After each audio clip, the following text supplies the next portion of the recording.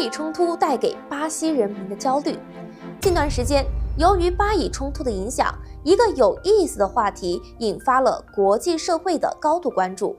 200万日本人计划将巴西变成第2个巴勒斯坦，这是怎么一回事呢？巴西人民又是怎么看待这个话题的呢？今天我们就来聊一聊。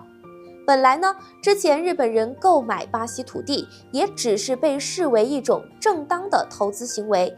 不过在这次巴以冲突之后，不少人开始联想到了巴西，巴西也因为这件事情感觉到了阵阵危机感，所以不少巴西百姓开始质疑日本人在巴西发展的真实动机是什么。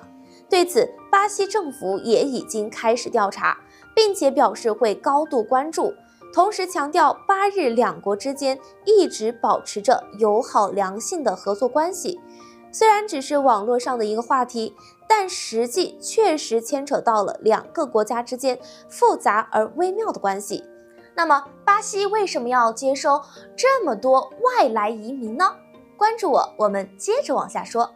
看似无关紧要，实际二者各取所需。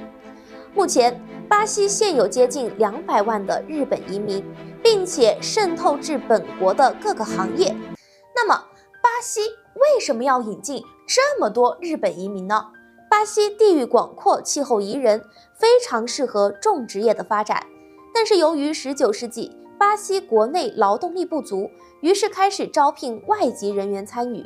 只是当时并没有多少人愿意，只有意大利和正逢明治维新的日本人有这种意向。相对于意大利来说，来自亚洲的日本更符合当时劳动素质的需求。于是当时的日本政府就开始鼓励当地的无业游民去往巴西工作。后来日本移民越来越多，已经涉及到巴西发展的各个行业中，甚至早批的日本后裔已经进入了巴西的政治圈和金融界，但是也还是经常会受到巴西政府的打压。当时的日本移民选择了暂时隐忍。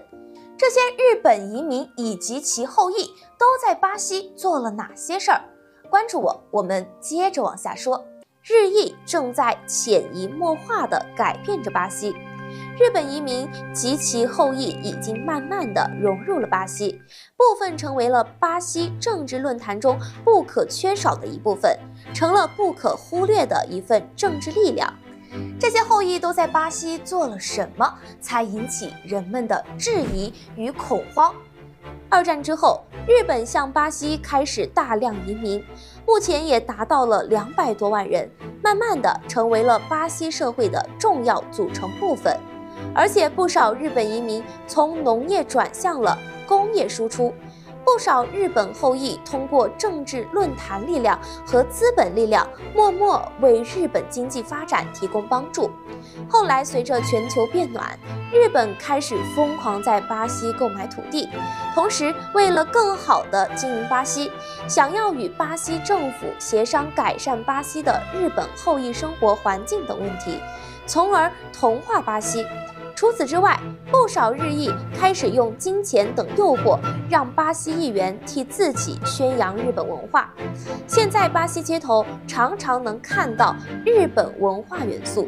虽然现在没有强有力的证据能够证明200万日本人计划将巴西变成第2个巴勒斯坦的说法，但是还是需要时刻保持警惕意识，同时理性负责地看待问题。如果你也喜欢我的视频，可以点赞加关注，我们下期见。